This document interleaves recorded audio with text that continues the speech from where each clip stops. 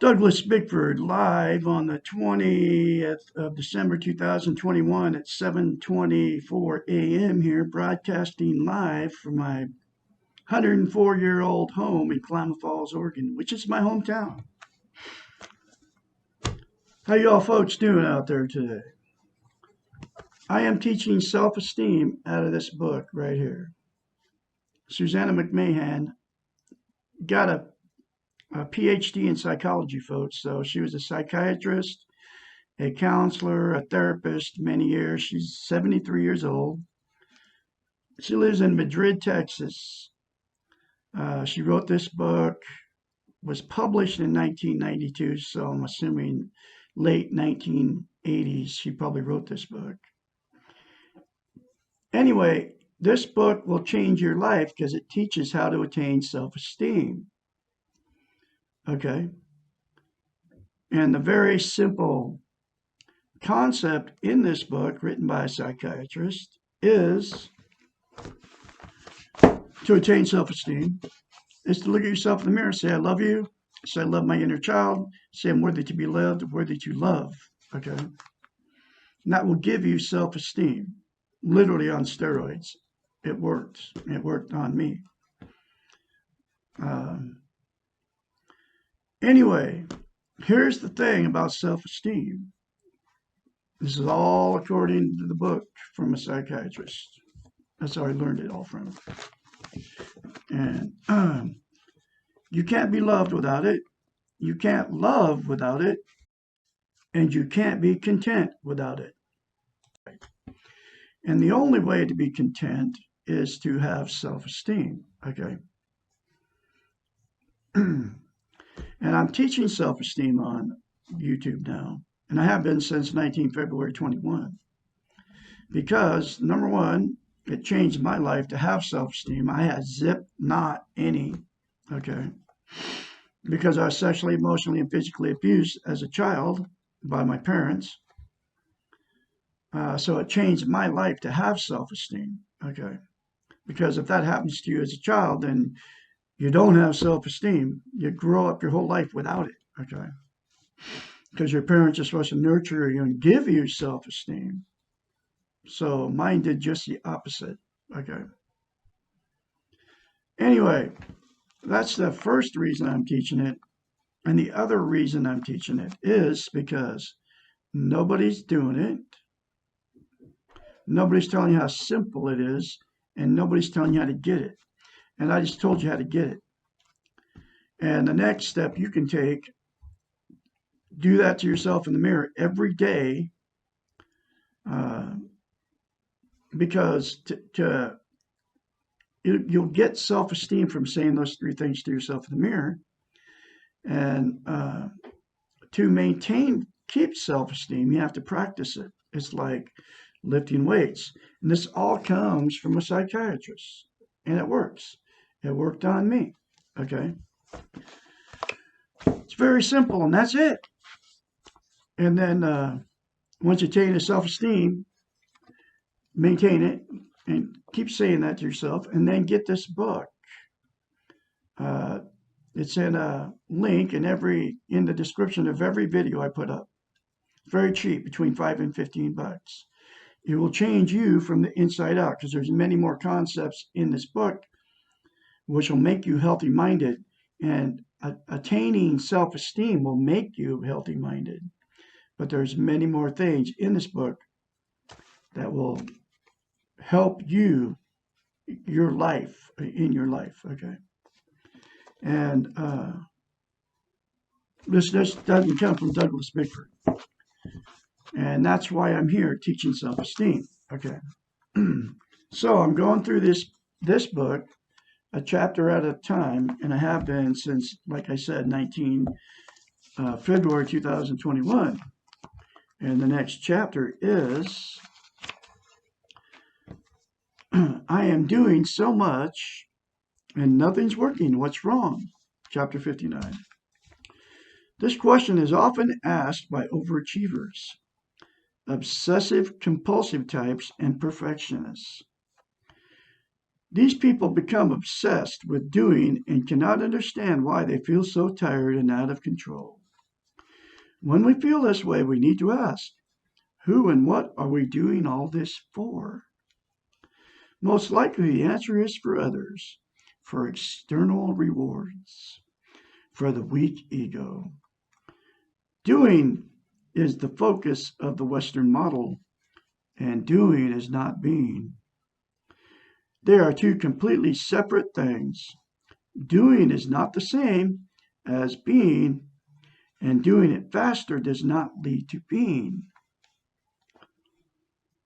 The being model is not contingent on doing. Granted, there are some things we can do to help us learn self-esteem. We can tell ourselves that we love ourselves, and I just told you how to get self-esteem. The three things in the mirror, and this is who I learned it from. We can tell ourselves that we love ourselves. We can make choices, and we can reward ourselves. These are doing activities. They help us to be, but they are not the being. Remember, we do not have to do anything to be okay. Accepting ourselves right now as we are is not doing something, it is being. Becoming aware of our centers requires the stopping of activity. It is the opposite of doing something. This difference between doing and being can be one of the most difficult concepts to learn. We have been trained to focus on activity, to achieve and be productive. We have learned to value active behaviors and to devalue passive ones. We often refer to passive behaviors as lazy or slothful.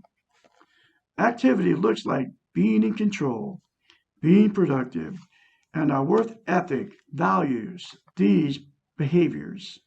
Unfortunately, we cannot learn self-esteem and how to be by doing behaviors. We cannot do self-esteem. We must be self-esteem. The concept of paradox is helpful here. If you want something, you must let it go. Do less to get more. Slow down to develop the fastest outcome. The problem with doing is that it tends to focus on results. It quickly becomes goal-orientated, which is the Western model again. Doing quickly becomes future-orientated, and that takes you out of the moment and out of yourself. If you're doing too much, working too hard, and always feeling tired, stop. Just stop. Relax. Take 3 deep breaths and slow down. Refocus on yourself. Make yourself your first priority. Sleep more. Meditate. Do relaxation exercises. Sit and be. The world will really not collapse if you take more time for yourself. You may have to reset your priorities. You may have to settle for less money and more balance in your life. And you may have to give up some external rewards. It is your life and your choice. If you're racing through life, too tired to enjoy anything, what are you really giving up? Another interesting paradox is that we can achieve more when we are calmer. We feel more in control of ourselves, and when we are rested, and life is more fun when we live in the moment. Being does not mean that we do not have to do anything. It does not mean that we have to retire to the nearest cave or mountaintop. Being means that we choose what we do and we do it well. It means we take care of ourselves and we take mental health time to rest and recoup our energies and spend our energy on satisfying our own needs. This produces more energy, and we can then choose to expend on others. We do things we want to do and things we do not want to do, and we know why we are doing them.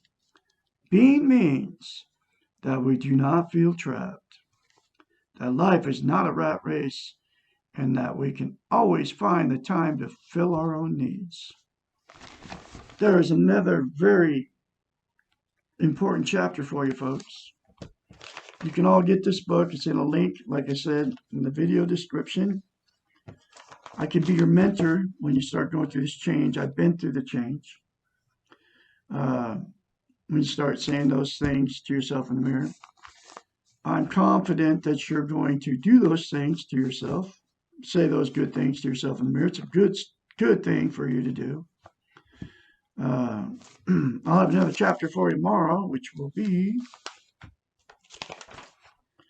What Am I Missing? Chapter 60.